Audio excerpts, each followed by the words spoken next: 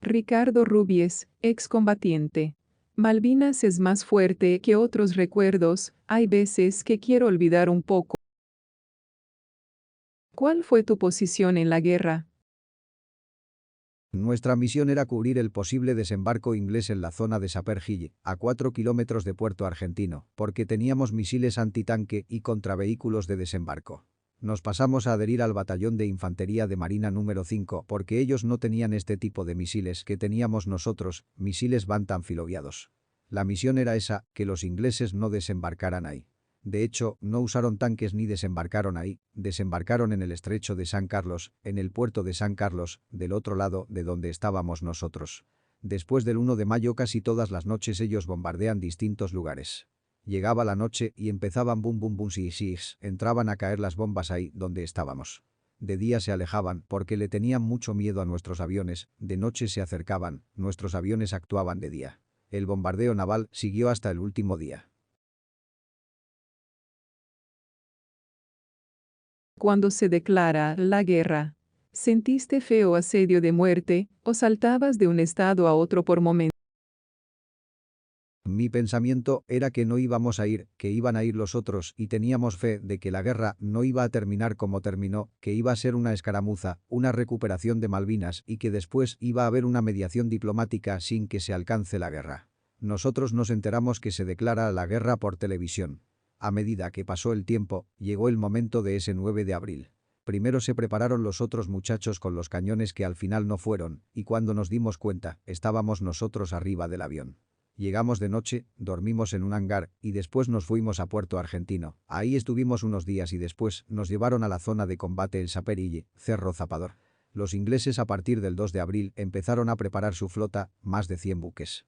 El 1 de mayo fueron los primeros bombardeos ingleses, navales, desde el 2 de abril hasta acá la idea era de que no iba a haber conflicto bélico y que se iba a resolver de alguna manera diplomática. El aeropuerto de Puerto Argentino, ellos llaman Port Stanley, sufre un ataque de aviones Vulcan con bombas de 500 libras y también bombardean la zona de Ganso Verde. Después a la noche pegan una bomba a las carpas donde nosotros queríamos ir a dormir pero habíamos recibido la orden de meternos en los pozos. Había un camión con equipo de radio, era de la Fuerza Aérea, le pegaron quedó hecho chatarra y después había un generador del radar que también le pegan. La misión de los ingleses era desembarcar, porque hasta el momento estaban sus barcos rodeando la isla, y llegaba la noche y nos tiraban con los cañones desde 15 o 20 kilómetros. El 2 de mayo ellos hunden al Belgrano, o sea que la guerra ya no tenía vuelta atrás. Al otro día, Argentina le hunde con un misil Exocet el barco Sefiel que era un barco de la OTAN, uno de los barcos insignia de los ingleses, o sea ellos nunca se lo esperaron que Argentina en represalia de que ellos nos habían hundido el Belgrano, nosotros le hubiéramos podido hundir semejante barco inglés. El desembarco recién lo pueden hacer el 21 de mayo en la zona de San Carlos, a partir de ahí hacen cabecera de playa. El estrecho de San Carlos es el que divide las dos islas, ellos lo llamaron el Callejón de las Bombas, porque los barcos ingleses fueron atacados por nuestros aviones y sufrieron muchas pérdidas ahí. Pero logran hacer cabecera de playa, justamente ahí no hubo mucha resistencia argentina. Ellos eligen ese lugar porque se dan cuenta de que no hay muchos soldados argentinos, unos 60. Después de hacer cabecera de playa, usan la zona como terminal y se empiezan a transportar por tierra. El 8 de junio hay un desembarco en Bahía Agradable, donde ahí sufren, el día más negro de la flota inglesa, fueron atacados por aviones. Fue de día, después vienen por Monte London, Monte Tumbledown, Monte Dos Hermanas, donde está la mayor cantidad de combates, hasta llegar a Saperi y en lo que te conté hoy, que el día 13 de junio ellos nos tiraban de todos lados. O sea, ustedes pensaron que ellos iban a desembarcar por Sapper Hill y sin embargo se metieron por atrás, por el estrecho de San Carlos. ¿Esos 60 argentinos mueren todos?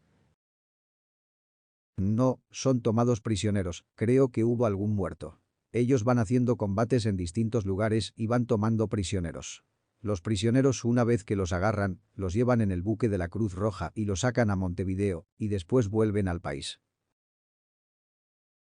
¿Vos estabas en una de las cuevas? ¿Bombardeaban fuerte? Nosotros vivíamos en el pozo, que lo habíamos hecho nosotros, arriba de la montaña.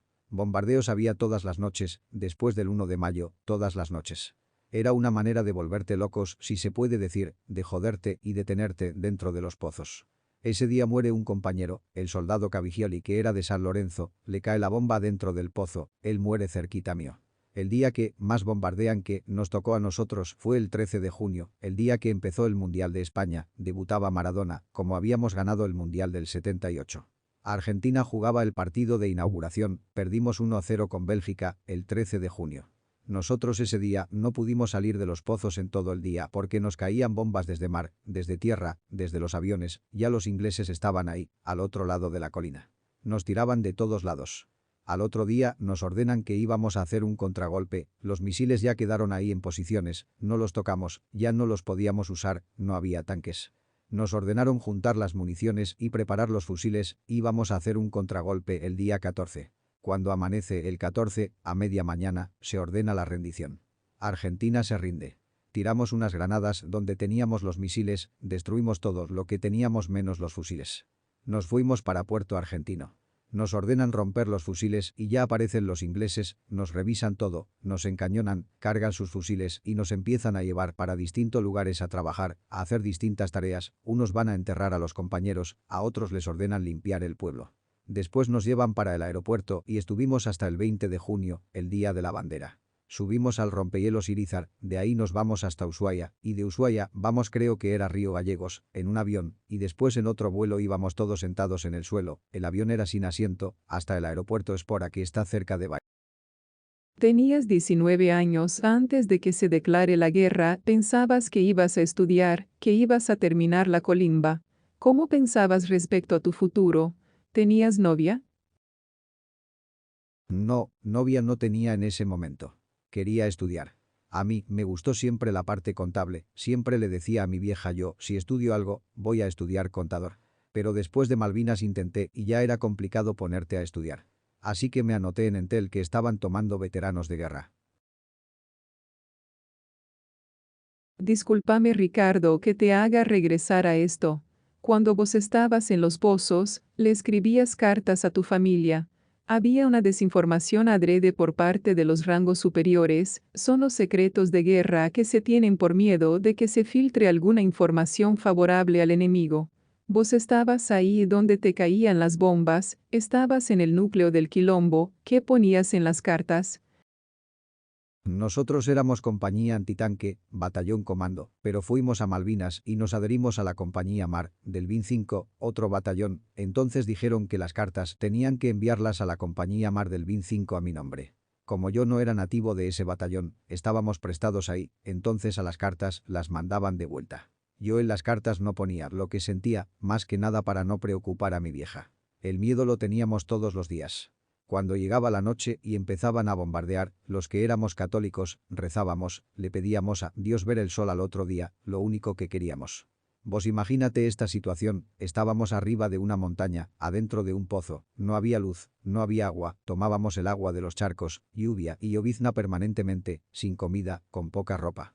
¿Qué es lo que podés llegar a sentir? Encima llegaba un momento de esa situación que vos empezabas a sentir en el fondo del mar boom, boom, boom, y después sis. Nosotros después le habíamos tomado el tiempo a las bombas, porque los ingleses movían todos los cañones juntos, te tiraba el primero y vos sentías boom sis pum que la bomba caía allá, entonces después sabías que las otras iban allá, y cuando las sentías cerca del mar, veías que las otras caían ahí, pero cuando vos sentías sis pum rápido ahí cerca, después sabías que las otras 10 te venían ahí, y ahí reza más porque pum pum pum coma te caían ahí. Eso era tremendo, el ruido ese de la bomba cuando allá en plena soledad, en plena noche, porque a la noche nos distraían los satélites, porque no había otra cosa, los días que no estaba nublado, de noche limpia, sin una luz, después dijeron que había muchos satélites norteamericanos que pasaban información, hubo mucha entrega, y ya te digo, esa noche cuando en soledad te empezaban a caer las bombas, y allá en el horizonte que a veces veíamos el resplandor de la bomba que salía y después sentíamos el silbido, al sonido que ya le habíamos tomado el tiempo. Hoy en día te puedo escuchar 100 cohetes, pero vos me haces una bomba de esas, y te voy a decir esa es la bomba. Ese sonido me quedó tan grabado porque fueron tantas las bombas que tiraron, fue terrible, ese sonido me acompaña el resto de mi vida, los tipos sabían que nos estaban torturando. Llegó un momento que nosotros dijimos loco que vengan los ingleses de una vez, caguémonos a tiros de una vez, esto no se soporta. ¿Qué considerás sobre la dictadura? Es como que siempre los llevaban engañados hasta inmiscuirlos en el combate. Qué sentimiento contradictorio, si bien es un sentimiento de orgullo haber estado en Malvinas, pero a la vez dirigido ¿En qué sentido? Que es una mierda. Tengo jefes que reivindican a Videla. Mi jefe de Malvinas, que después de muchos nos encontramos, empezamos a hablar de nuevo, porque le llevé una carta que el Sperille, él me pidió que la lleve a Puerto Argentino, para la hermana. Como al otro día nos empezaron a cagar a tiro, la carta me quedó en el bolsillo del overol y me la traje a Venado. Así que lo ubiqué después de muchos años para darle la carta. Y una vez, dijo mi general Videla, y le digo disculpa Domingo, no pienso lo mismo que vos medio que nos agarramos, pero él después se dio cuenta que a mí ese tema no me gustaba, y no hablamos más. En este sentido uno a veces las ideas en la cabeza no las tiene del todo claro. El día que nos rendimos fueron sentimientos encontrados, porque más allá de todo, lo que yo te pueda decir, teníamos orgullo de estar defendiendo nuestro país. Por otro lado, cuando nos rendimos sentíamos que habíamos vuelto a la vida. Yo me preguntaba, ¿mi familia cómo debe estar? Si yo me quedaba acá, mi vieja perdía un hijo. Los ingleses nos decían. Qué suerte que en 2 días íbamos a estar con nuestras madres, ellos se tenían que quedar ahí. Los ingleses no podían entender que nosotros peleábamos con el corazón, por la patria, y ellos decían no, nosotros cobramos Youcraz y nos decían, nosotros estamos trabajando. Nos guste o no nos guste, no era nuestra vocación y estábamos voluntariamente defendiendo a la patria y lo estábamos haciendo sin cobrar. ¿Tenés hijos, hijas? ¿Tu historia les aplasta? La importancia de poner en palabras el trauma que vivieron, que le caigan bombas durante un mes y medio. Sí, tengo 3 hijas y un hijo. Cuando amanece, el día de la rendición, yo pensé, ¿y si me quedo acá, quién me va a recordar? ¿Valdrá la pena morir acá? Hice una promesa. Si yo vuelvo voy a recordar a mis compañeros, porque mis compañeros murieron para que yo vuelva. Uno siente la culpa de, ¿por qué yo volví y mi compañero no? Nos mandaron, no fuimos los culpables de cargar con esta cruz, ¿por qué elegimos cargar con esta cruz durante tantos años de seguir y recordar? Porque yo hice esa promesa y es como un agradecimiento eterno a los compañeros que quedaron allá. Mis hijos a la causa la respetan, no están tan metidos porque tienen sus cosas. Ellos no tienen la obligación de seguir con la causa, ellos no tienen la culpa. Que hagan lo que quieran, si quieren seguir con esto que sigan, sino que hagan su vida. Mis sueños es que mis hijos cumplan sus sueños. Nosotros no fuimos los culpables de esta guerra, no quiero decir la palabra víctima, pero fuimos personas obligadas a la guerra. A mi Malvinas me tapó otros recuerdo, no te digo el nacimiento de mis hijos, pero sí fechas de cumpleaños, agarro fotos de cumpleaños para acordarme qué pasó, pero en mi mente esos recuerdos no los tengo más, no me acuerdo cómo fueron. Antes de Malvinas hay muchas cosas del secundario que recuerdo, pero después de Malvinas hay cosas que no. Malvinas se metió en mi mente y me tapó todos los otros recuerdos. ¿Qué herencia espiritual querés dejar? Nosotros volvimos de Malvinas y nos tuvimos que hacer nuestras propias leyes, porque no había una ley que amparara al veterano. Hoy en día estamos bien, tenemos una pensión nacional y una provincial, lo único que precisamos es salud. En este sentido soy muy militante, desde el año 83, en el primer acto, éramos 5 con una bandera que decía paz, ese fue el primer 2 de abril, después empezar a pelear por un monumento. Siempre que nos juntamos es para recordar a nuestros compañeros. Logramos en muchos lugares hacer monumentos no para nosotros, sino para nuestros compañeros. Haciendo esto el peso de la cruz se hace más liviano. La cruz de la culpa por los compañeros caídos, porque ese día del 13 de junio fue una lotería, una bomba me podría haber caído a mí, y la guerra termina cuando hay muertos, si no hubiera habido muertos todavía estaríamos en la guerra. Entonces, la conclusión es que nuestros compañeros murieron para que la guerra terminara y que yo pudiera volver a mi casa. Todo lo que se habla de Malvinas ayuda a saber y a tomar conciencia de lo que pasó. Hay tipos que te dicen, si ustedes fueron a las Malvinas a coger ovejas, y después que conocen la historia de uno, te tratan de otra manera. Si tenés que agradecerle a una persona que te haya bancado en estos procesos, ¿a quién? Agradecerle a la madre de mi hijo y mis hijas, me bancó 30 y pico de años esta locura de llevar una vida paralela, si se puede decir de Malvinas. Muchas veces he dejado mi familia de lado por Malvinas. Desde que nos casamos yo nunca dejé de militar la causa Malvinas, por eso le quiero agradecer a ella. A ella le daría todas mis fuerzas. Si tenés que elegir a un ser que amás, que fue como un amuleto cuando vos estabas en la guerra, ¿a quién elegís? Mi vieja. La que se bancó, ya te digo, ese día que llegué a mi casa, que la encontré a mi vieja, ella había adelgazado casi los mismos kilos que yo. Mi señora se bancó la otra guerra que fue la posguerra, pero mi vieja se bancó como madre todos esos momentos.